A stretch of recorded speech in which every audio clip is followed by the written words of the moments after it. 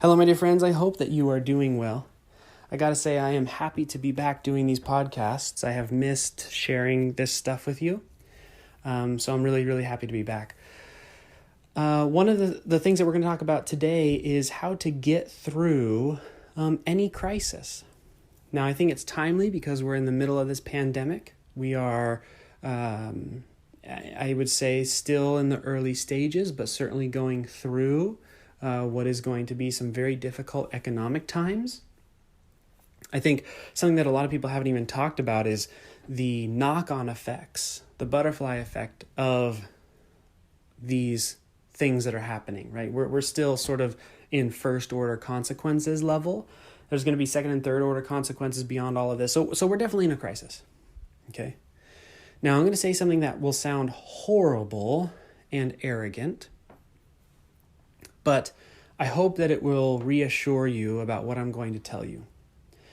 So the pandemic is horrible. It's awful. The consequences are very real. Businesses, some of my friends' businesses have just been decimated.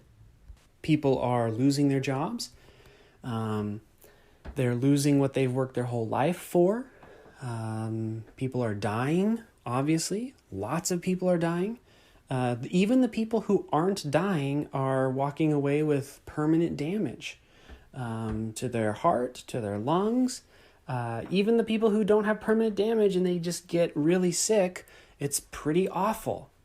You don't have to look very far to just hear the actual unbiased first-hand accounts of people who've actually gotten sick, and it sounds pretty bad. With all that said, this is not the first time that human beings have been through a crisis. And this is not to downplay what's going on here, but this isn't even close to the worst crisis that we've ever had. I mean, not even close. Which should be good news for us, because human beings have survived crisis after crisis. And if I can be frank with you, you yourself have also survived crises before. This is hardly the first time you've ever been stressed. This is hardly the first time you've ever been afraid.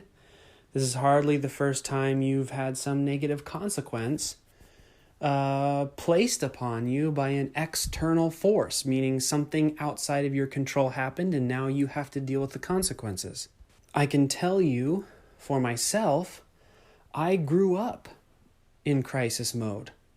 I'll spare you the details, but one example, we moved every 6 months, 28 times by the time I was 18. That's not a crisis-free environment. You don't move that often because things are great. As a business owner, and those of you who are listening to this who are business owners, you know that crisis, especially when you start getting into scale, is kind of par for the course. There's all sorts of studies that say things like a divorce or things like getting laid off from your job or things like moving, like these very high crisis, high stress events. They have long-term knock-on effects and things like that. But there's also evidence that business owners go through maybe even per year one or two of those events. Let me give you an example.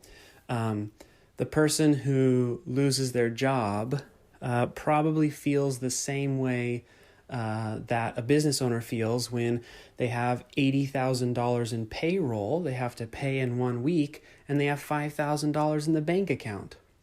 That's probably the same stress level, right? So anyway, the point that I'm making is the first step in getting through a crisis is to understand that even though it feels like it, this is not the first crisis that you've gotten through. Okay? Also, it's probably not the last crisis you will go through. Every generation has multiple crises that face that generation. There's nothing unique or new about human beings going through hard things. Now, at first, that might feel discouraging to you. I would recommend that you spend some time pondering and meditating that idea. Because what it really means is that you come hardwired to get through this, even without the tips and tricks that I'll tell you here. Okay, I could just end this and say, you're going to be fine because you're programmed to be fine.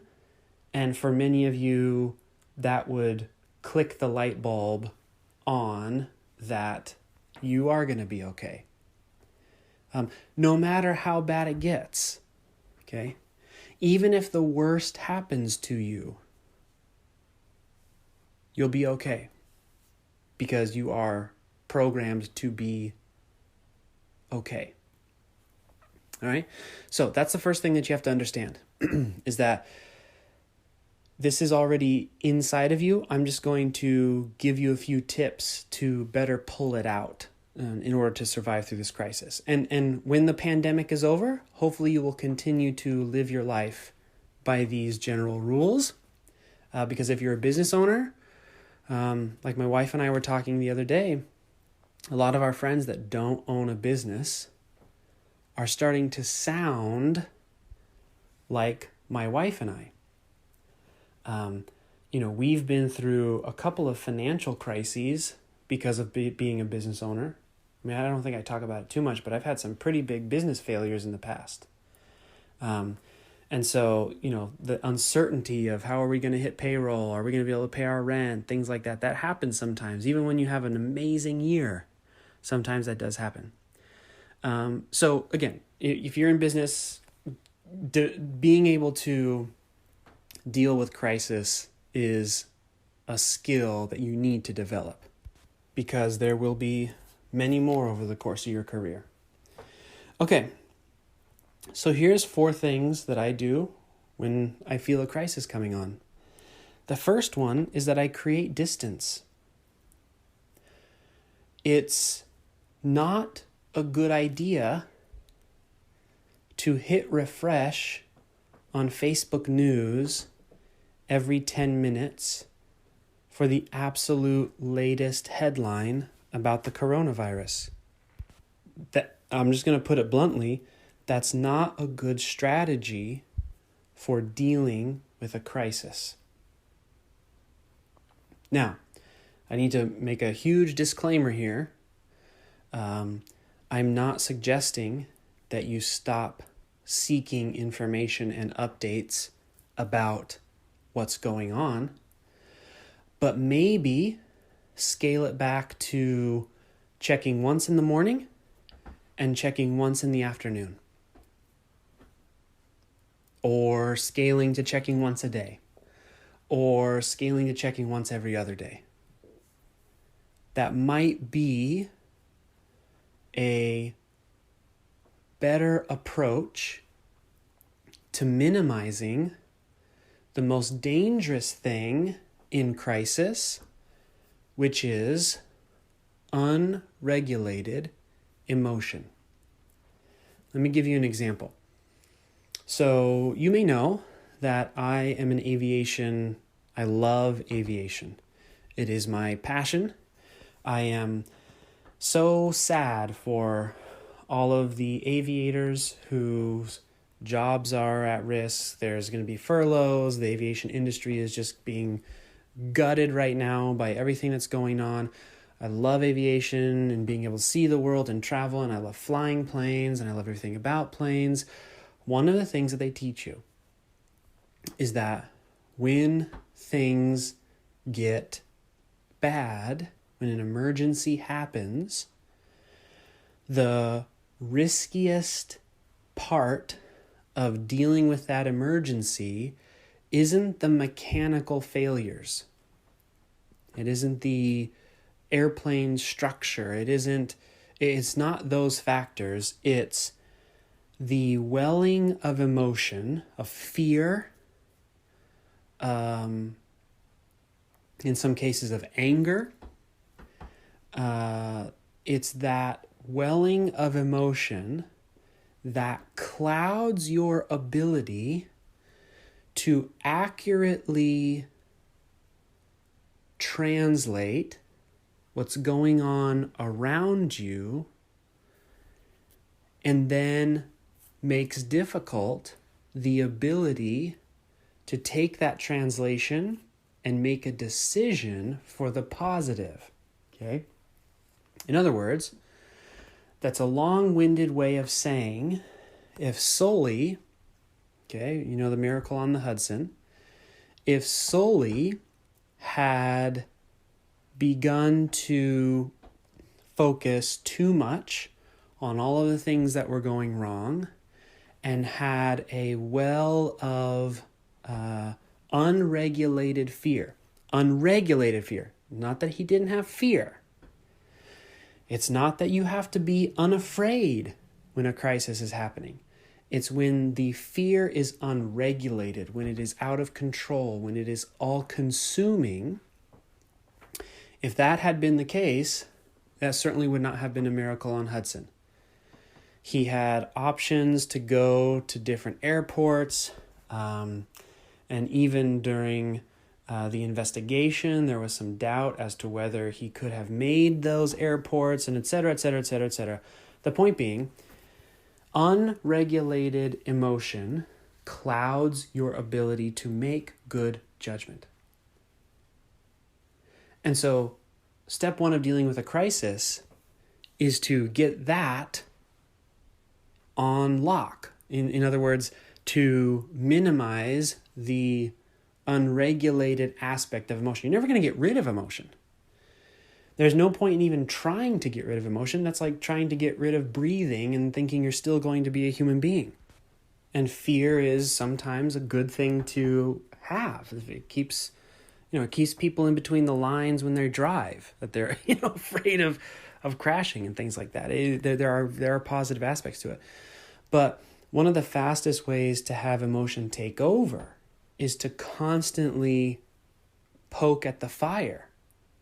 In this case, if you're afraid of what's going on with the pandemic, one of the worst things you can do is check every 5 minutes about what's going on with the pandemic. Especially reading these headlines, reading the misinformation, reading the talking head that's just trying to get airtime. And there are a lot of triggers for increasing fear, and actively pursuing the inputs of all those fears will lead to clouded judgment. And that's never a good thing to have in a crisis. So there's a couple of ways to create distance. One of them is your physical environment. So, for example, where my office is, it's an area that, I'll just say it, they don't believe that the coronavirus is real. I don't know why. They don't believe it's real. And so in the office building, nobody was wearing a mask. Nobody was wearing a mask. Nobody was social distancing. Nobody was doing any of this stuff. And I went to the office because it's really important to me lately that I keep my business separate from my family. And there was things that I have to do at my office once or twice a week. So I was going to my office once or twice a week. I was wearing my mask, doing the whole thing, was wearing gloves, all that kind of good stuff. Well, wouldn't you know, nobody's social distancing, nobody's wearing masks, and the building sent us an email and said, well, we've had a coronavirus outbreak, and 2 people from the office building are now hospitalized. And it turns out the 2 people who were hospitalized were like 3 or 4 doors down from my office. Now, here's a good example of, okay, I'm not going to the office anymore. If I kept going to the office, guess what? I'm going to be constantly worried and et cetera, et cetera. Now and you have to understand, this didn't just happen. This happened in March. Okay, like when all this stuff was first happening and people weren't sure what it was and all that kind of good stuff. So that's one example of removing yourself and of the environment. So that's a physical example when you're dealing with a crisis. The other example is just not being on social media. Not being with people who are constantly freaking out all the time. Not being with people who are, etc.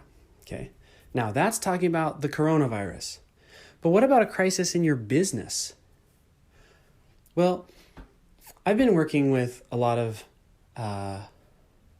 No Pants Project clients who tend to be not like my normal freelancing clients. So when I normally freelance with clients, they have to be making at least $500,000 a year. They have to have a whole host of et cetera, et cetera. With No Pants Project clients, they're typically more in the earlier stages of their business.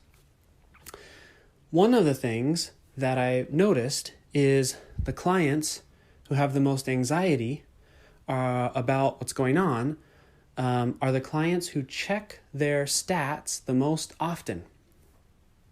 Okay?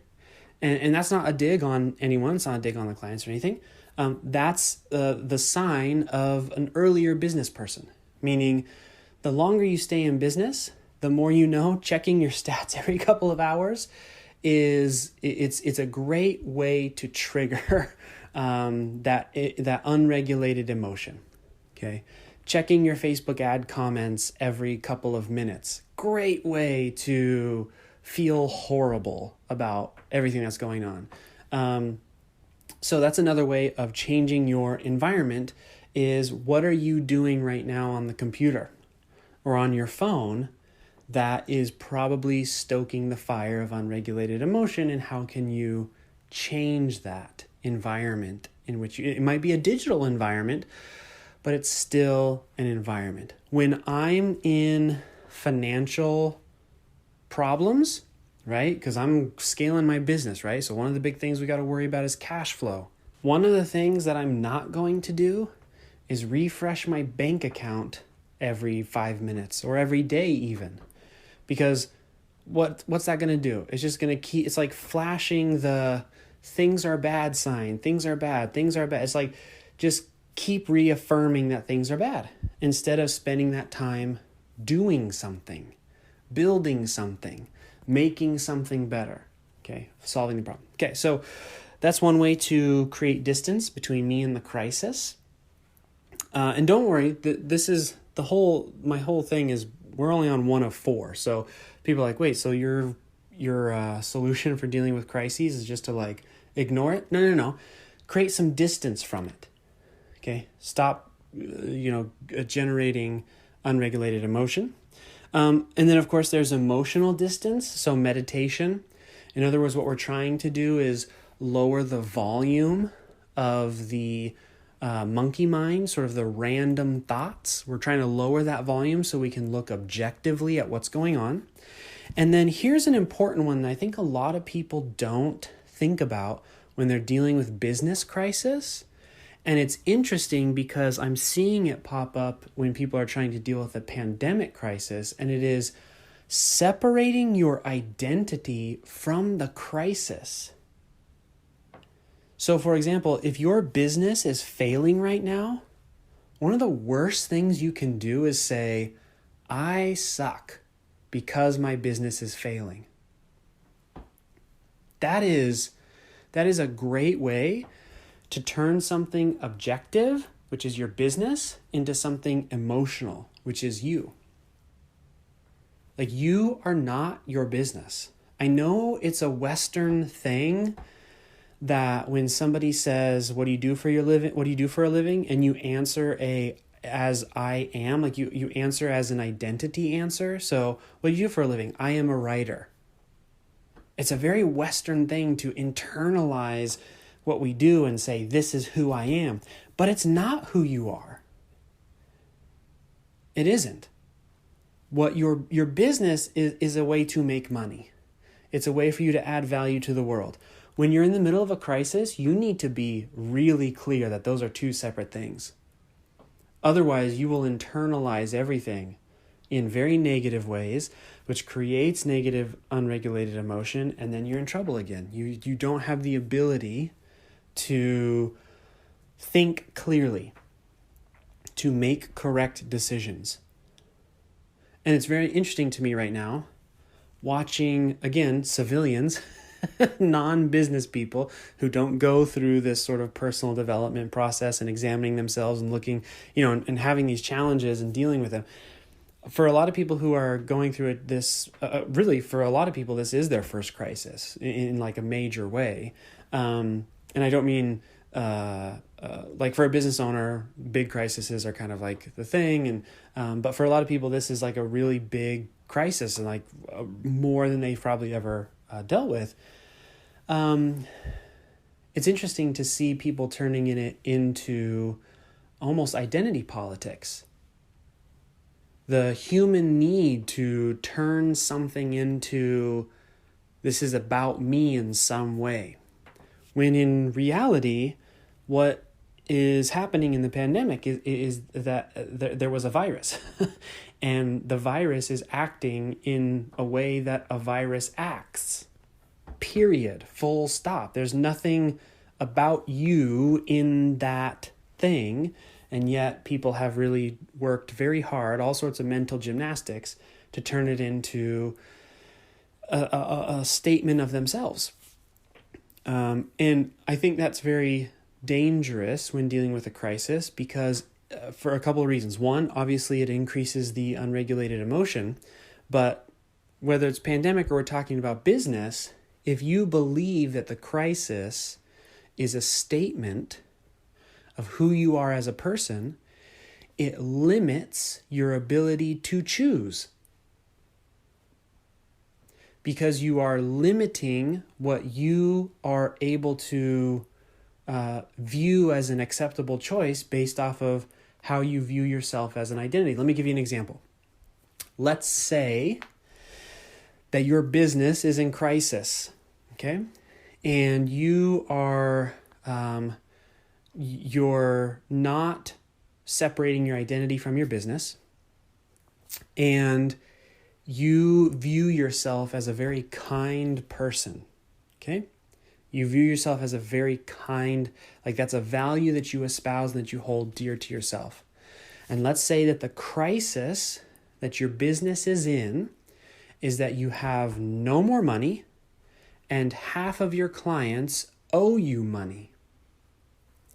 Now, when you're in a crisis and you are unable to separate identity from the crisis itself, you're going to be limited in what you can do to collect that money because you believe that your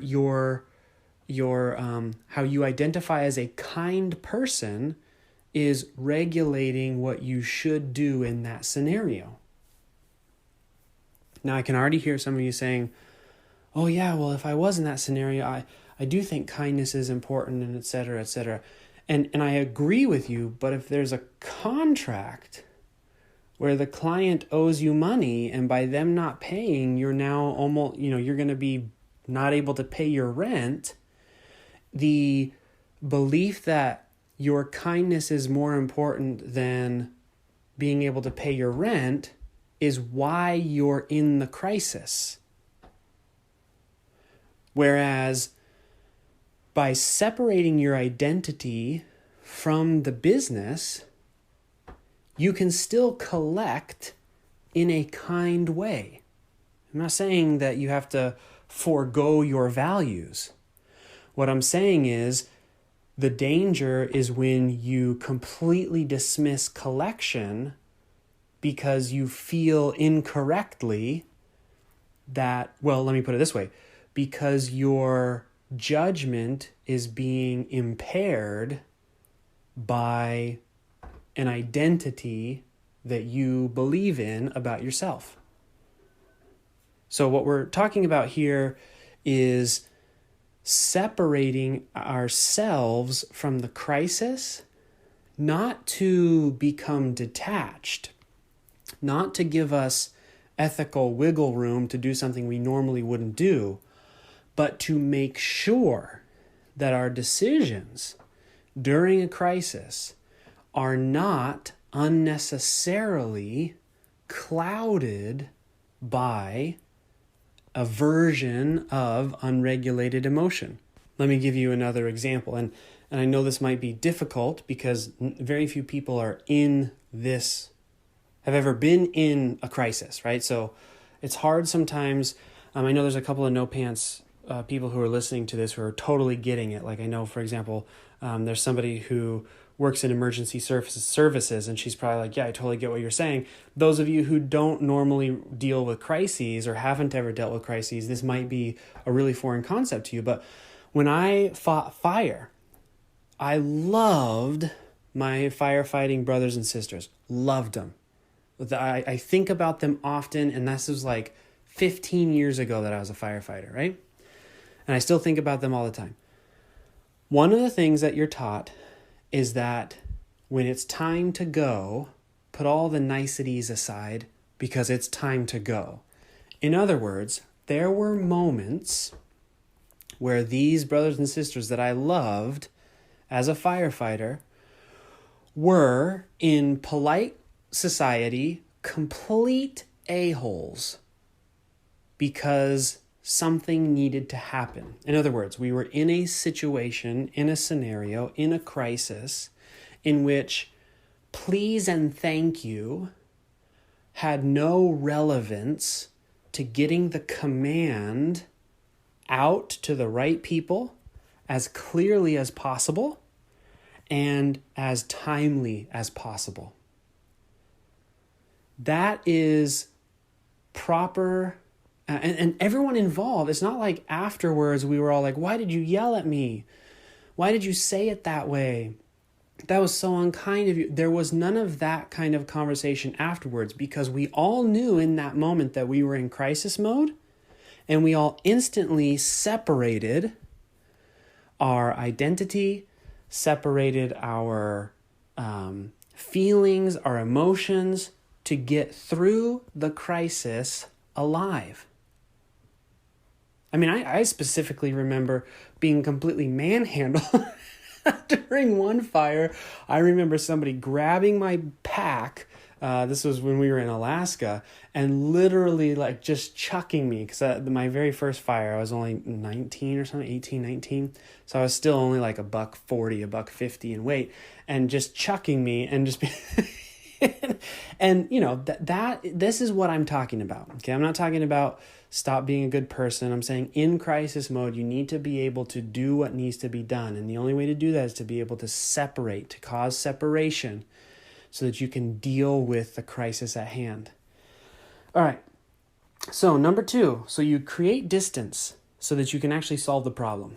You need to be able to see the problem from the distance. You need to be able to not be clouded by emotional judgment. You need to be cool-headed, and you need to be able to see things for what they are. Number 2 is journal accurately. Okay, so we've distanced ourselves so that we can see accurately.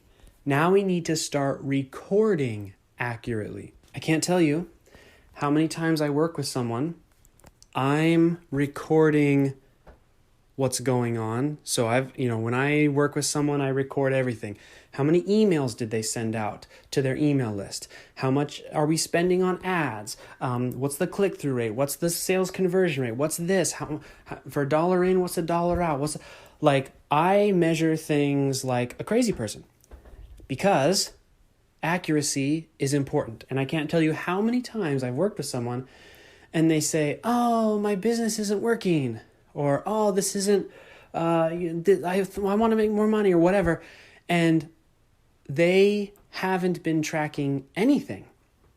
And when I show them the accurate reporting of what has been happening, it's like they're seeing their business for the first time. They're thinking, oh my gosh, I didn't realize that this is what was going on. I didn't realize that things were this good. I didn't realize that. So when you're in crisis, if you're not recording what's actually happening, you will have an inaccurate image of what's actually happening. And when you're trying to deal with that crisis with an inaccurate image of what's going on, you will, to an almost 100% degree of certainty, make the wrong decision. Okay? So here's what I do. I journal. Always journal. Love journaling. The idea here is to journal accurately, not to have a diary entry, but to record what's going on. I ask, what's happening? Okay? So sometimes I'll call these State of the Union journal entries. I will say something like, I have $5,627 in the bank account. I owe $47,500 in payroll over the next week and a half. Okay? We have tried 4 funnels. None of them are working because funnel A, we spent this much, we made this much. We tried this and this and this. Funnel B, and I will try to get as granular and accurate as possible. Now, as I'm doing that, I'm still in that distance mode. So I'm not sitting there in the journal and being like, and we tried this and so on the team didn't do a good job and I'm so mad at him and I can't believe this. How could that, all of a sudden we've lost clarity. The second you start to let that happen, you've lost clarity. You can't remain objective. All the stuff we talked about in number 1. So we are as accurate as possible. There will always be some level of emotion, which means there will be some level of inaccuracy. But we're trying our very best to be as accurate as possible to record what exactly is happening right now. What did we try? What are we doing? What is the state of the union as to where we are right now? Then we ask ourselves, what is the real problem? What is the real problem?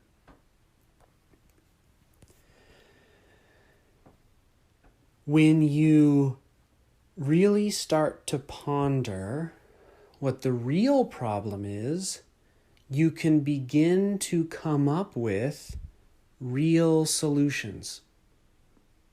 Example, $5,000 in the bank account and $50,000 of payroll you're due in the next 2 weeks. What is the real problem? Is the real problem that you don't have $45,000? Because if that is the real problem, then all you need to do is go get a loan. Borrow it from somewhere, run a promotion, do something to come up with the money. If the real problem, however, is that you have $5,000 and owe $50,000 in payroll because your payroll is too high, that's a very different problem. I mean, you still might need to come up with the money and et cetera, but to prevent the crisis from continuing on, to prevent you from being in that spot again in 30 days, now is the time to address the real problem.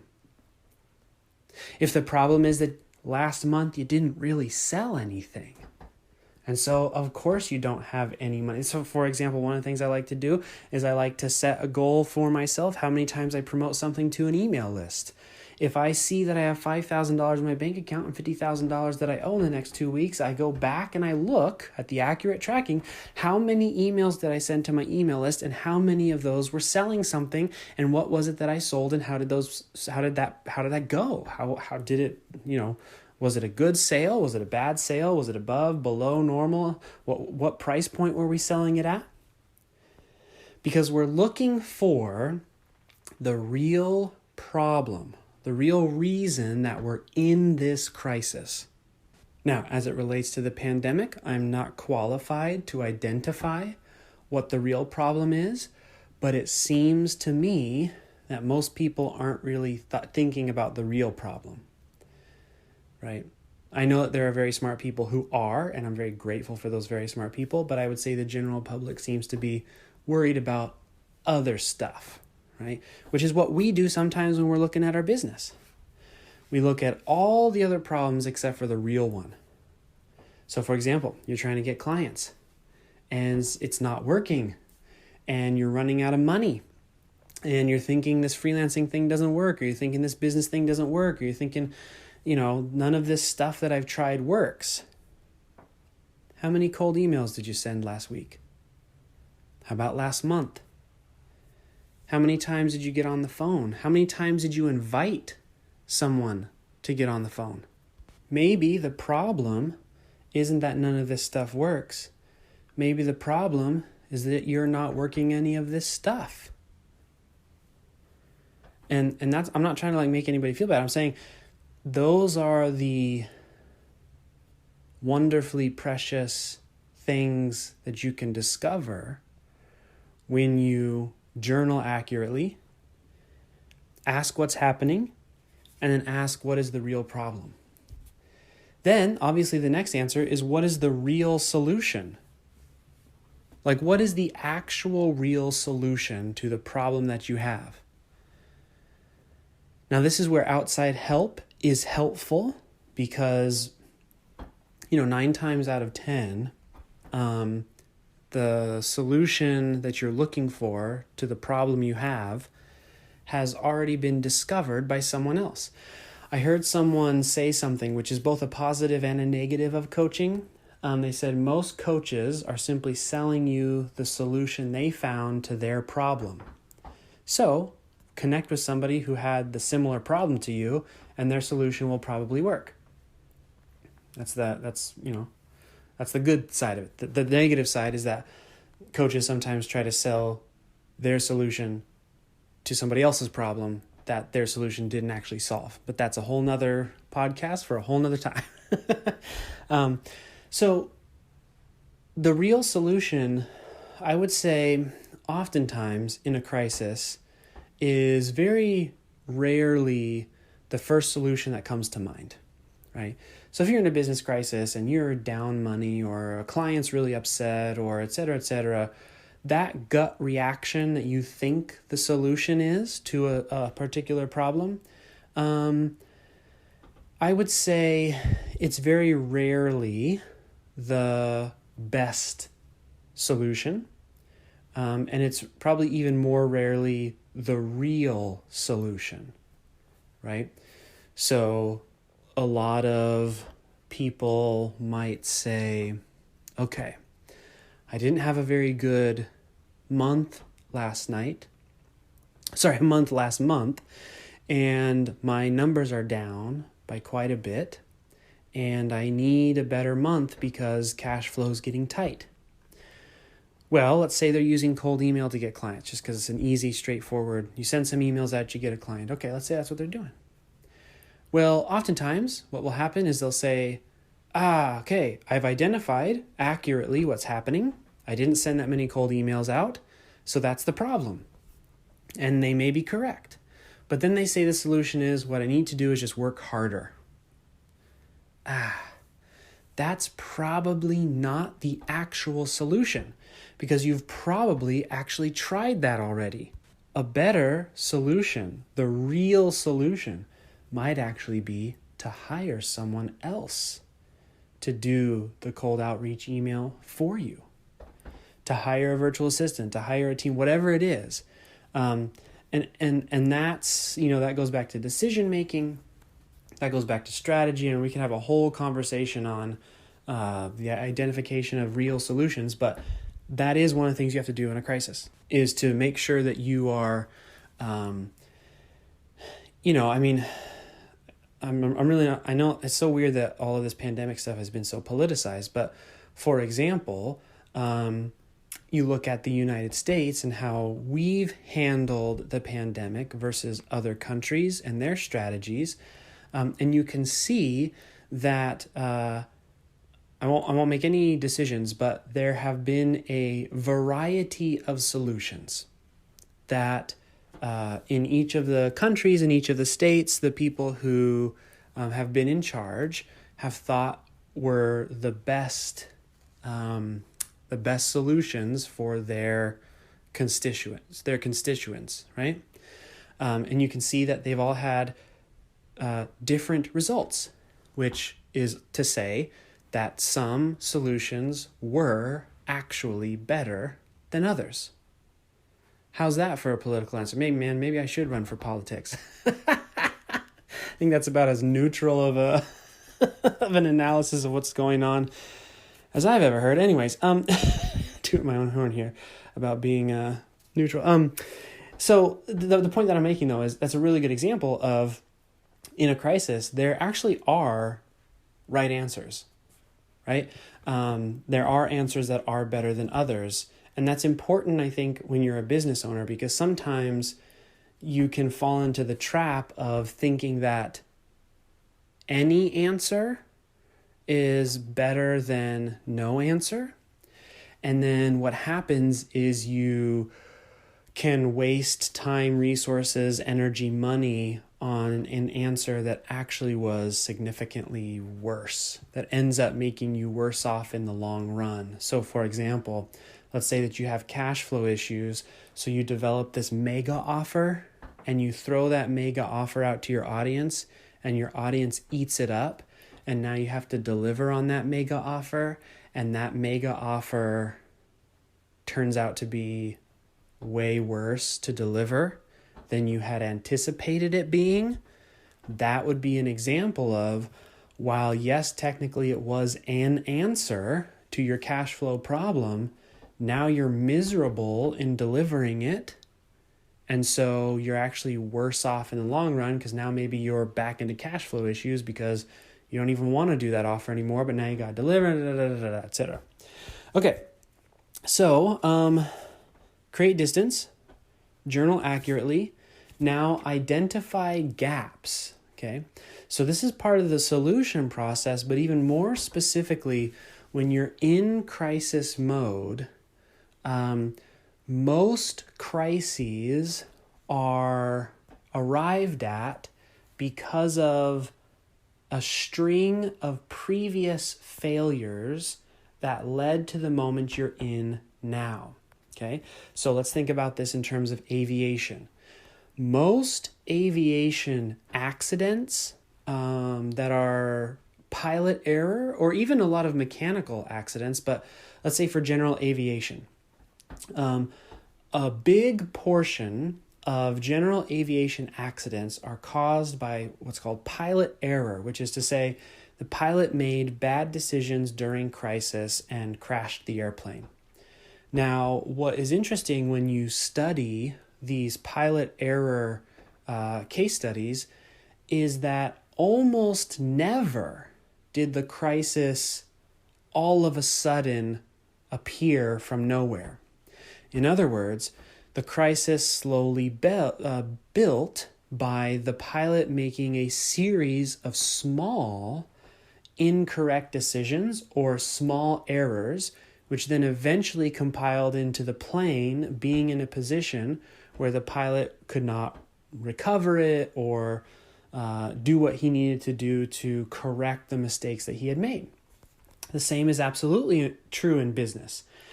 You don't have a business and then all of a sudden have no business unless you've done something illegal. And whoever comes and gets you, right? Let's say, for example, you are running a business and things are going along well, and then all of a sudden you're out of money. Well, that happened because 6 weeks ago, 7 weeks ago, you started to slow down your prospecting. Or, you started to slow down your prospecting because you didn't have enough time, or your promotion that you were running started to fatigue because you didn't have time to refresh the ads or whatever. And this happened 6 or 7 weeks ago, but you kind of just ignored it and focused on this other stuff. And now all of a sudden you're in a position where you need to make money yesterday. The problem with needing to make money yesterday is that it's very difficult, if not impossible, to do. So you're now in the plane, you've made some bad decisions, and it's very difficult to recover. You can look at the pandemic.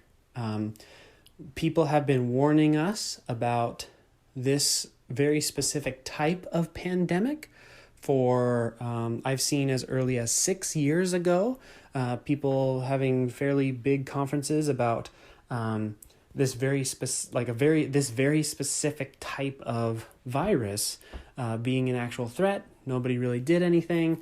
Decisions, and then once it came here to the United States, there was another set of decisions, and then there's been more decisions since then, and now we're sort of in a situation where we're definitely crisis mode because of the string of decisions that led you to the moment of crisis that you're in.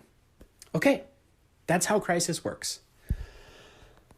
Another example, this is going to be a horrible example, but again, I'm just trying to give it to you as I see it. Health crisis, okay?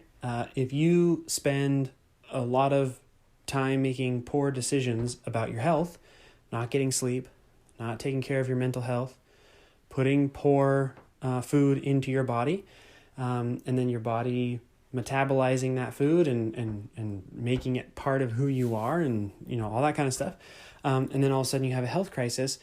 That's a series of decisions. Now, obviously, with health, there are some people who are straight just born with ill health, and there are instances of, diseases randomly popping up and things like that. That's not what we're talking about, obviously. We're talking about these types of crises that are made through a series of bad decisions. So step 3 of how to navigate a crisis is identifying the gaps. In other words, identifying what went wrong that led you to this particular crisis that you're in. So many people get through a crisis and don't learn a darn thing. They don't learn nothing. 2008 crisis. Did anybody learn anything? No, credit card debt is higher than it ever has been. My biggest concern about the crisis that we're going through right now is that nobody's going to learn a darn thing. Which means that the crisis will happen again. If a pilot makes a series of bad decisions and by sheer luck walks away from the series of bad decisions that he's made, the chance of him surviving it again is near 0. Meaning if he makes that same mistake, like just the odds are not in his favor. So part of navigating a crisis, because look, crisis is going to be hard whether you learn something from it or not. Part of navigating a crisis for me is to learn from it.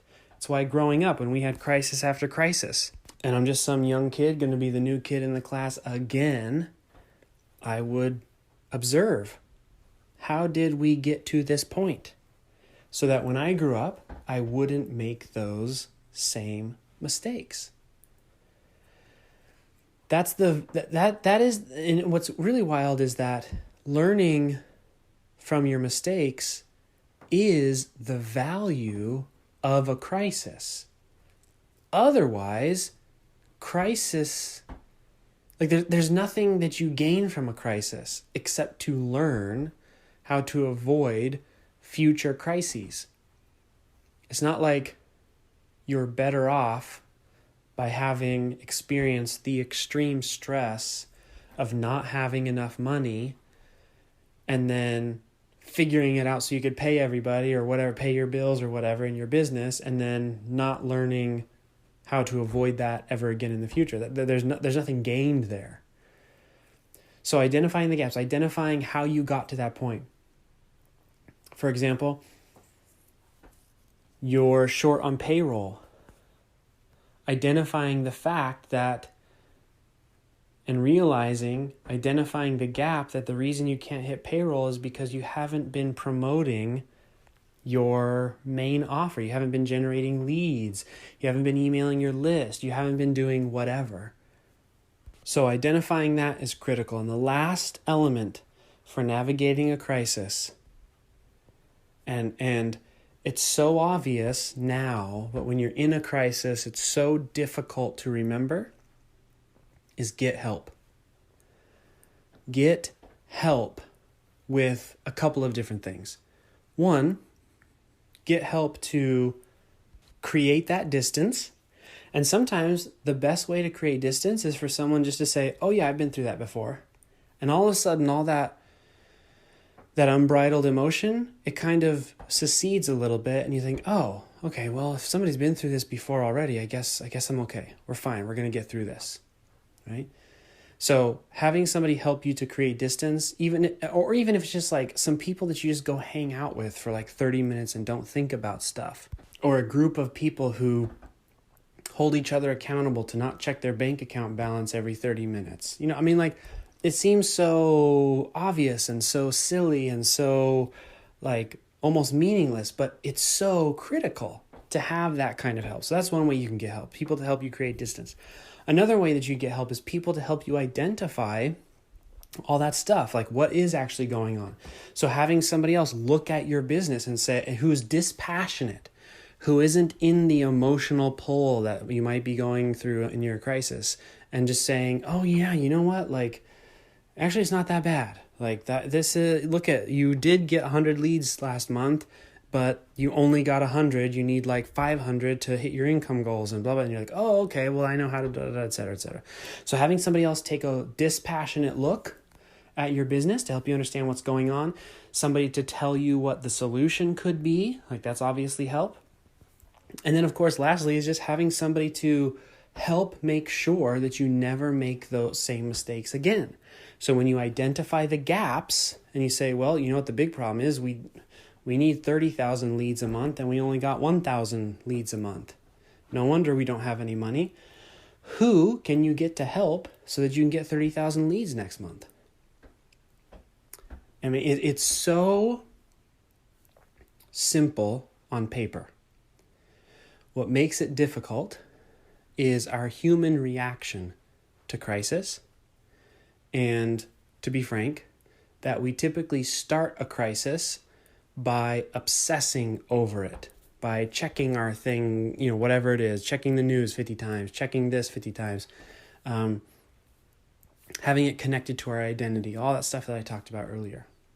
So that's it. That's how you navigate a crisis. It's at least that's how I've done it, and I've been through quite a few. I'll be through many more. I wish I could tell you that while you navigate through crises, you're going to feel amazing. I have personally not experienced that. That could either be because I haven't actually figured out the best way to navigate a crisis, or maybe those other people are just full of baloney. But I can tell you that when following these steps, it is certainly manageable, right? You can certainly reduce a lot of the stress. You can certainly reduce a lot of the fear, a lot of the uncertainty by following these very simple steps. And then if you do follow these steps, what you'll ultimately have is the ability to prevent future crises of that same sort, right? So if you have cash flow issues in your business, if you go through this process to identify the reason why you got there and what the solution is, once you solve it, the good thing about a crisis is you'll remember it. And so when you remember that like let's say, for example, you learn the power of new conversations, right? And you say, gosh, I realized the reason that my business is failing is because I didn't have enough conversations. Once you realize that that's actually what the problem was, then it's ingrained in you to never let that be a problem again. And that part of your life and business is solved. Like when I think about the pandemic, and I have to admit, I'm a little bit of a germaphobe. And part of that is because I used to do this stuff when I was when I was younger. I used to take care of people. Anyways, the point is I'm a little bit of a germaphobe, and it was so interesting that when the beginning of the pandemic was starting, and they were like, exposing how little people actually wash their hands. I was like, oh, gross. Hopefully, people will wash their hands a little bit more. They'll be a little bit more conscious and cognizant of viral spread and all these sorts of things. I don't know. We can hope anyways. But the point is, when you are doing your business, you can learn these lessons, and then you will be able to avoid future crises of a similar nature, which means, and this is what this means, that crises can be unbelievable gifts.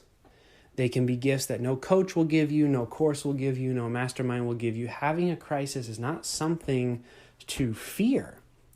It is something to celebrate, because what you will learn, and in business anyways, right? So we're talking about business right now. What you will learn will stick with you for a very long time. And if it's a crisis of a fundamental nature, it means you will be an expert in preventing that crisis from ever happening to you again. And that's really, really powerful. The mistake to make would be to give up in a crisis, to shut your business down in a crisis. There's a lot of stats about businesses that don't succeed. You have to understand that when a business closes down, the business is closing down by choice as a reaction to the crisis that they have experienced. Okay? Now, I'm not saying that they're willingly making that choice, or that they're happy about making that choice, or that it is even necessarily the wrong choice for them to make. For some people, their business is in such a crisis that to get out of it would not be very smart at all, like for their personal life and their health and all that kind of stuff. But understand that when a business shuts down, it is shutting down by choice. And what that means is that the businesses that survive, because every business goes through crisis, are the businesses that have chosen to turn the crisis into whatever that might be, a launching pad for the next step. And they've also chosen to live the consequence of choosing to push through the very thing that they're struggling with. So I don't want anyone to walk away from this and say, well, Mike said businesses close down because they want to close down. No. And that somehow people who go through crises are better than people who don't go through crises. I'm not saying that either. There are very real consequences to crises. There are very, very real problems that you have to overcome, and they are very difficult to overcome sometimes. And it can be very stressful and just crazy.